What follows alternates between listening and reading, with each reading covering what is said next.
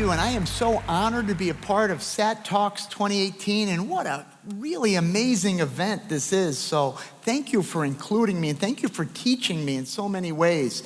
The title of the message today is Gaining Influence in a Post-Christian Culture, and I want to focus on the word influence, right? Now, we know influence is not control. We're not talking about how do we gain control. Influence is not even having formal authority or formal position. Those are good things. Position is good. Formal authority is good. And if you are good at influence, you may be invited to occupy formal positions, but they are not necessary to having influence in your community.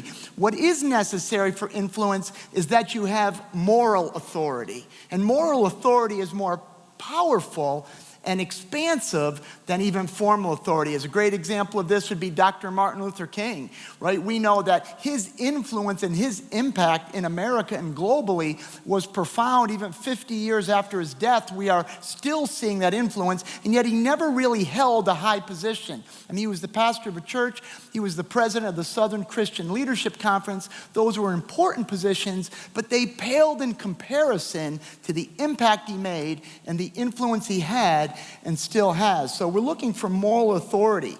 Before I begin that, I'm going to be talking a lot about a phrase I use called kingdom physics. And before I tell you about kingdom physics, let me tell you about the laboratory that I'm doing physics experiments in.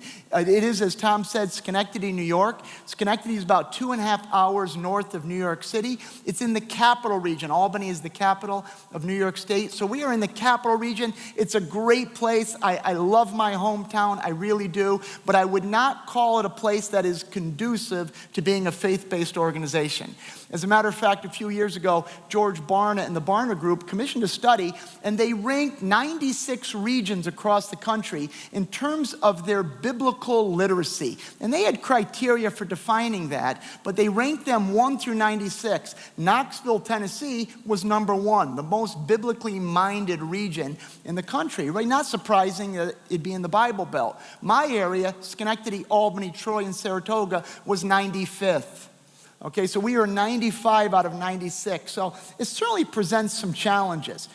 But let's talk about challenges. There's nothing new about that. I want to go back over 100 years to the early 20th century, where one of the great challenges was a technological race to see who could be first in flight. Now, we get technology races today. A lot of them are based on micro devices, right? The latest phone, the latest device. But this was a different race. Who could be first in flight? Now, as you can imagine, this was a big thing for governments. It was Great Britain and the US and France. Imagine your military if you were the first one that figured out flight. What an advantage would that be? It was also a huge potential for commerce. So governments were identifying leading industrialists, leading scientists, leading inventors, and they were backing them financially. Now, surprisingly, the winners in this race were not the industrials, were not the leading scientists. They were actually 2 bicycle mechanics from Dayton, Ohio, named Wilbur and Orville Wright. They were brothers. And what Wilbur and Orville did is they went down to Kitty Hawk, North Carolina. And Kitty Hawk on the Outer Banks had 2 things they really needed to kind of figure out flight. First of all, it had a lot of wind, right? The ocean always has a good supply of wind, right? People fly kites at the ocean, so they wanted wind for takeoff. Wind is good at getting things off the ground. They also expected to have a few crash landings, so they wanted sand. If they did crash, they wanted to be in the softest possible environment. But what they did when they got there was very unique and instructive. They did not simply try to get off the ground. They spent weeks studying birds. I mean, they would go to the edge of the water and they would draw pictures, and they would be standing on the edge, and they would be copying the wing movements. The natives thought they were insane. But they were studying, and they came to a very important observation that birds in flight use their wings to catch the air, to catch the currents, to catch the movement of the air much more than they use their muscles.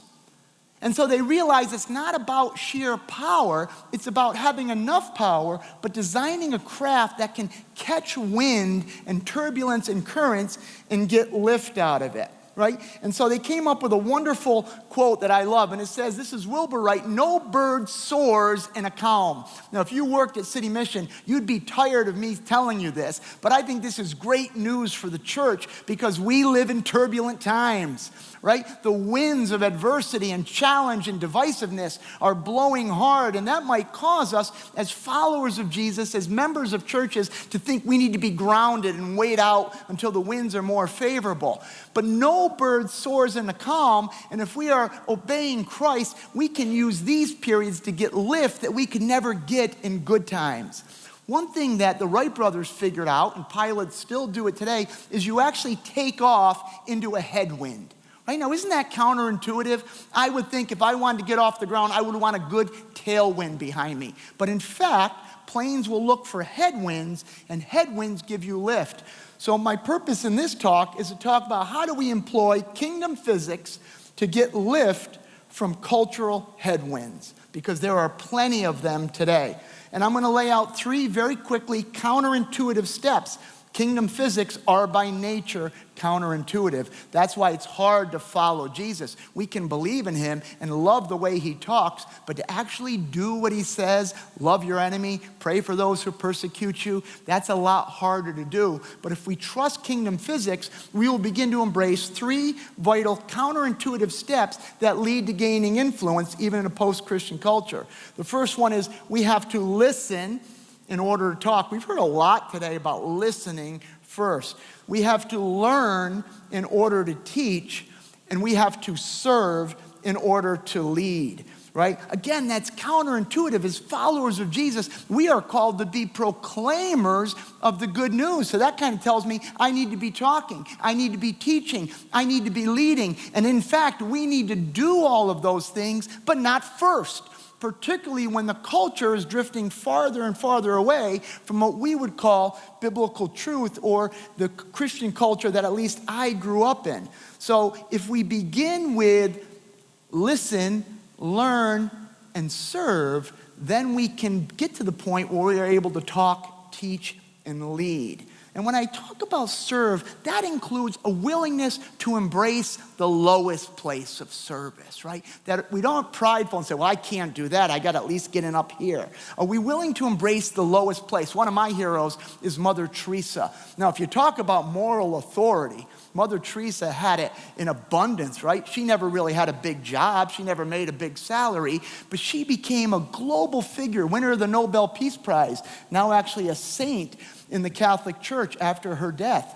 Well, there's a great story. When Mother Teresa got started, she felt called by God to go to India. And of all the places in India, she picked Calcutta, which is one of the most difficult and challenging cities. But that's where she went. She had no office, she had no building, she had no money, she had no staff. All she had was God had called her. So she began to walk the streets of Calcutta, waiting for God to speak to her. She began to listen and learn. And what she discovered is people were dying in the street. People were dying in the gutters. She was distressed by this. She said, that's Jesus. She took very literally Matthew 25, where Jesus says, what you do to the least, you do to me. She came up with the phrase that it was Jesus in his distressing disguise. And that started her ministry. She would comfort the dying. She would wash them. She would bathe them. She would hold their hand. She would stroke their head. She would whisper that God loves them, and she would pray with them to give them a dignified way to dying, a way worthy of a child of God. Well, as she began to do that, it was attractive. Other people started to join her, and they were finding a lot of people, so they needed a building. They didn't have one. They had no money, so they went to the Temple of Kali, an adjoining building called Kalighat. Now, Kali is a Hindu goddess, kind of a goddess of violence. So here's this little nun. She's going into Kali's temple, and she is bringing dying people and ministering to them in the name of Jesus Christ. Well, the temple officials were furious over this. They marched to the chief of police and said, you need to come down here and get this nun and her people out of here. So the chief of police agreed with that. He went down to Kalighat. He left the people on the steps. He went into the building, and he spent some time. Came out a while later. And he said to the crowd gathered, he says, "You have called me to come down here to evict the nun, and I will do it as soon as one of you takes her place." And no one wanted to take her place. No one wanted to do that. And that became the foundation of her ministry that impacted the globe. It's a lesson for us, not simply to serve, but are we willing? Are we so in love with Jesus Christ and so thankful for the gift of grace in our lives that we will take the lowest place if that's what it takes to have a platform, to love people and to be able to gain influence in our community? At City Mission, we have experienced this significantly. I'll give you kind of a parallel story. Our shelter, a 100-bed shelter for men, women, and children, we're right in downtown Schenectady. We've been there for over 100 years. If they were starting today, we wouldn't be anywhere near the center of downtown. We're across the street from a 2,700-seat theater called Proctor's Theater. It's beautiful. They get big Broadway shows to come in. And when downtowns start declining, what happens is, as the businesses leave, the social sector moves in, right? The social sector moves in because it's cheap rent and you're on a bus line.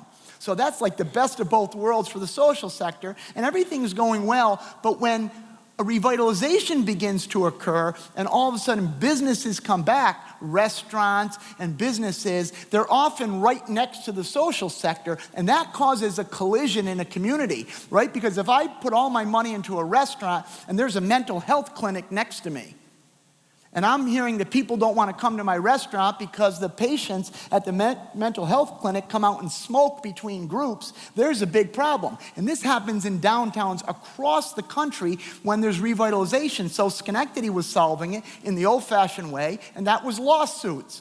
The businesses gathered together, said, "We can't have this. We can move these agencies to other places, and then we're all happy." Well, they had moved out a couple agencies. I said, "You know what? They're coming to the Mission. It's just a matter of time." So I said, "I got to take the lead." I walked across the street to the CEO of Proctor's Theater, and I said to him, I said, "Philip, how can City Mission help Proctor's be more successful?" I thought he was going to say, "Move."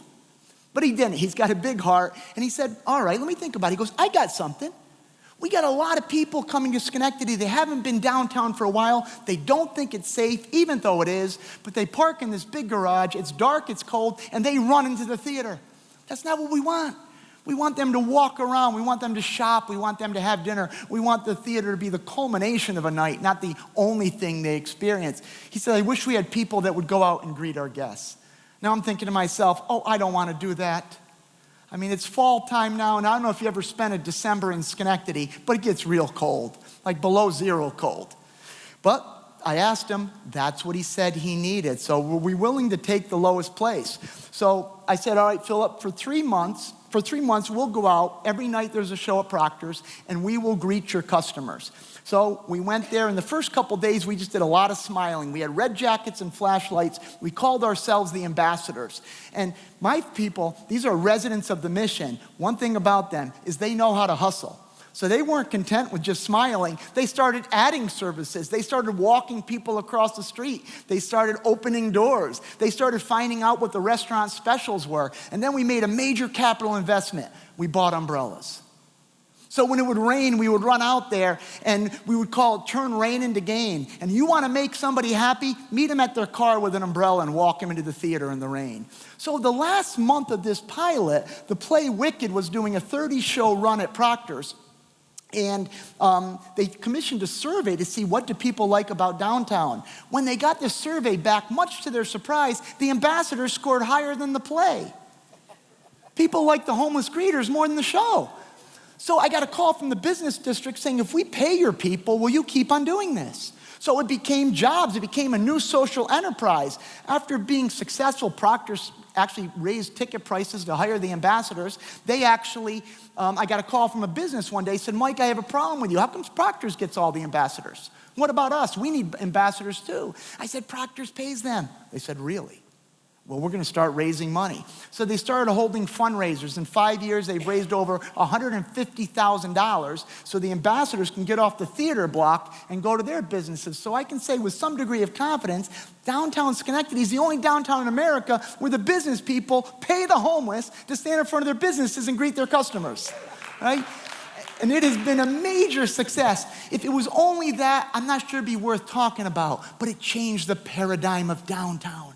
Suddenly people saw people in poverty in a new way, not simply as problems to be managed, but as gifted people with something unique to contribute. And their life experiences, even though difficult, gave them a unique understanding of life in an urban setting. And one of my great joys is now we have gatherings with the mayor, the chief of police, the head of the business development, the CEO of the theater, and ambassadors sitting at that table, and they will ask them, what do you think? What would you do? They understand that unique perspective allows them to contribute, right? And it didn't end there. We then got a call from a leader in the healthcare field saying, would you be willing to have healthcare ambassadors? Because there's people that we need to reach that no social worker can reach, but maybe your folks can reach them. And guess what? We started healthcare ambassadors. We started a new social enterprise called Empower Health, and they are blowing it up. Right, that led us to create Schenectady Works, which is a workforce development program. We're now partnering with over 40 businesses that ask our success coaches to come into their businesses and work with their underserved employees. So you can have influence even in cultural difficulties. The last thing I want to say this, and it's something that Randy alluded to.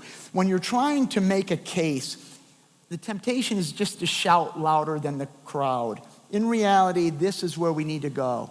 A small reality is more compelling than a grand theory. Rather than trying to outshout the crowd, no matter how good your theory is, demonstrate a better way. Jesus is the author of kingdom physics, and he said it this way. The kingdom of heaven is like a mustard seed, which a man took and planted in his field.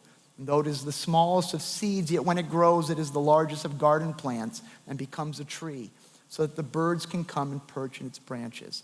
May we have the faith and the courage to plant seeds of change, trusting that God can grow them into oaks of righteousness that will rebuild, restore, and renew our cities.